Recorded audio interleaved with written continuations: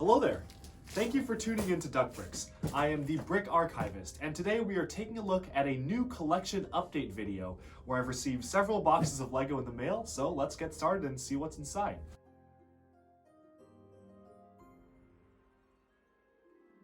Alright, so taking a look at what's inside, these are some of the new Lego Hidden Side sets. So we've got a new JB submarine here, which actually released in pretty much every other part of the world on June 1st, but we just got them here in the US mid-September, which is fine. A lot of other stuff came out in the meantime, so that was totally okay. Here we've got another Hidden Side set. This is the Newberry Abandoned Prison. This one's special because it includes the sig fig of one of the set designers, Tooth Dominoes, aka Neek. You can see a picture of his Twitter page on screen. He is one of the Lego set designers who's particularly active in social media, and somehow they managed to sneak in essentially what is exactly a one-to-one representation of him in his sig fig. So it's always really neat when Lego does stuff like this. Of course, the minifigure also came in 18 plus Creator Expert Haunted House set, but if you don't have that massive one, you can still get his kind of special and unique minifigure in this relatively inexpensive $40 set. How they kind of seem to have split up my order into multiple boxes. I believe that these are quite a few orders, but I certainly didn't place 4 different ones, so I'm guessing that the contents of these are kind of split up, which is kind of interesting to me. This one right here is of course, the Mandalorian Razor Crest. What's interesting to me is that the box art still says the Razor Crest on it. It does not have any sort of sticker or anything. If you're not aware of the controversy, what happened was that it turns out that Disney does not actually have the name Razor Crest trademarked in certain areas of the world. So Lego kind of had to very quickly rename this set officially to the Mandalorian Bounty Hunter Transport, as Disney kind of battles over getting the rights to the name. Of course, the mouse will win, but it will take time. So it's interesting to see they didn't actually slap a sticker on these. This is actually a little bit delayed for me, so I thought it was because they were trying to recall them to put a sticker on, but no, I guess it just took its time getting here, but it is here now, and it does say the Razor Crest. And I am very excited to get, of course, the child Baby Yoda minifigure from here, who is also coming in the large-scale Baby Yoda figurine for $70 in November. Just in case you just want the figure, don't really care about the ship, there is another way to get that in the newer set coming out sometime in November. So you do have that option. There also appears to be listings on Bricklink selling the guy for around $15. I know quite a few people have upwards of 400 to 500 of him, which is a little bit suspect, I will admit. But yeah, very excited to build this set. We will definitely be doing some sort of review or video on a set commercial on this, so please stay tuned to Duck Bricks to see that coming soon. So this is a bit of a hodgepodge one. Starting off, of course, we got the Star Wars Advent Calendar. One slightly annoying thing about this is that I placed the order for this about a day before kind of the news broke that Walmart has these for $10 off. So Walmart actually has the Star Wars and Harry Potter ones for $30 and the Lego City Advent Calendar for $20, which is really cheap. It's never been like this on release. It's kind of interesting to see how they were discounted immediately. I'm almost kind of regretting buying this on Lego.com because I could have saved $10 by getting it on Walmart. But then again, I did get VIP points from it, so it's only $10, so it's not that big of a deal. Especially looking forward to this one for the special 2 minifigures. Usually they only do 1, but this one has 2 exclusive minifigures in Christmas variants. That being said, I do kind of miss I'd say the slew of 2 to 3 years when Advent Calendars had an exclusive minifigure that was not Christmas themed, and instead had their own unique design from the movies that would not appear in a normal retail set. For example, we got Luke in the previous Advent Calendar in one of the outfits he wore during The Last Jedi, which wouldn't really have made sense to include in a set. So it was kind of nice getting those minifigures. They were almost like book exclusive minifigs. But we do seem to have reverted back to the Christmas stuff. I don't know if this is because Lego is doing their own holiday special remake and they're just trying to make this coincide with that. I don't know if this will revert back to having the same kind of deal with the non-Christmas style exclusive minifigs next year, but I guess we'll have to wait and see. Personally, I hope that we will be getting some of the more useful variants and not the Christmas ones, but it always is nice to get a new style of character. So this is actually a set. I already own this set, of course. This is a very old set from 2 years ago. I bought it right when it came out. But the reason that I bought this, and I probably will be returning it or selling it or whatnot, was to get the Hagrid and Buckbeak brick heads. So what happened with this is that this was a free gift if you spend $100 on Harry Potter Lego sets.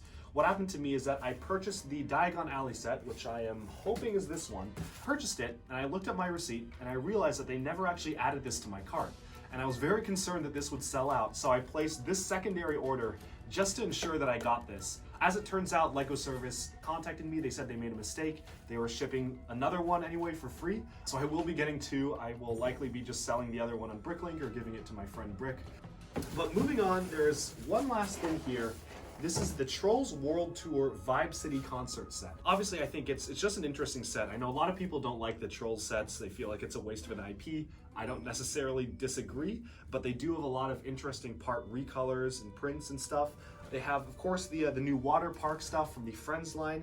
They have the Mickey and Minnie buildable figure legs, but in different colors like teal and pink, which could be useful for building.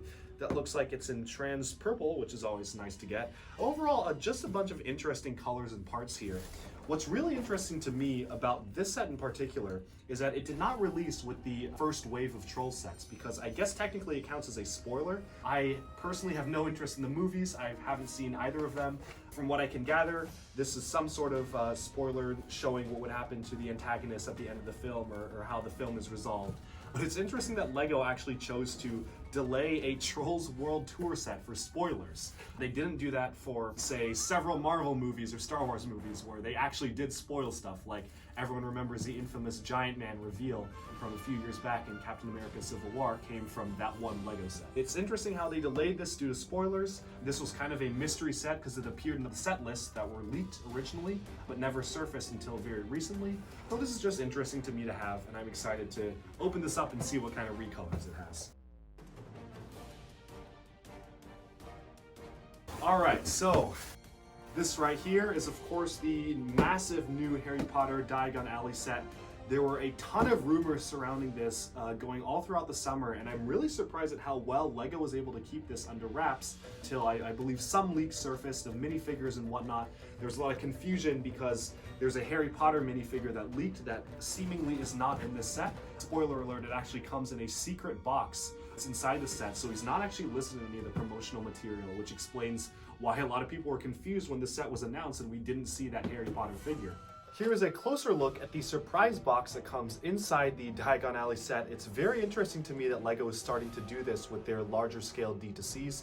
Again, as I mentioned, the Mos Eisley Cantina set, which is one of the Master Builder sets coming out for $350 in the next few days, is also rumored to have one of these because one of the Lego designers said that there will be some sort of surprise in there. So mine unfortunately came a little bit crushed, but I'm very curious to see. Let's open this up and see what's inside. This is also the first times that the print on the, I guess, the display plaque is printed on there. Of course, it's not nearly as big as the normal UCS style display plaques, but it's still pretty sizable. You can see that right here, and it is printed. So that's quite interesting. It's not the normal style that we're used to. It is a quote from Hagrid and just the Lego Harry Potter logo. It doesn't show any pictures of the sets, no extra details, no nothing, just a quote, which I actually do like about it. But anyways, let's get back to the unboxing. So it's kind of really special that Lego is doing this, kind of putting a secret minifigure in one of the sets. And I'm curious to see if that trend continues. But as far as this set is concerned, it is obviously the best rendition of Diagon Alley to date. They've only done really one big, large D2C set of it in the past. That was with the 2011 line of Harry Potter. And of course, we've gotten some very minor, smaller side build sets in the original run of Harry Potter. In 2001, we got some Gringotts Bank sets and whatnot. But really pales in comparison to this. Speaking of the bank though, one thing that's interesting to me is that they did not include the bank in this scene, and this kind of makes me think that they're going to be expanding on it sometime in the future. Obviously, the Gringotts Bank is one of the most iconic features of Diagon Alley. If you go to Universal Studios, it's basically the centerpiece, and part of me is kind of curious to see if they're saving that building to release in, let's say, an $100, $150 set that's about the size of one of these buildings, but probably would come with a dragon as well. I'm guessing similar in size to the Hungarian Horntail set, which came out a few years back. And yeah, I'm just curious to see if they ever will expound on this, because it does feel like if any building is missing, it's that one, which is arguably the most iconic. But of course, we get the joke shop for the first time in Lego form. Very excited to build that. That's probably my favorite part of the set. And of course, the most accurate depictions of these stores that we've gotten ever. And you can see just the whopping amount of minifigures this comes with on the cover. So very excited to crack this open. This is another one which we will probably be doing a video on. I know my partner Brick is not the biggest fan of Lego Harry Potter. He prefers Star Wars. So he may or may not be joining me for our review on this, but he definitely will be joining for the Razor Crest review because we are both fans of the Mandalorian show, of course, as is the rest of the world, apparently.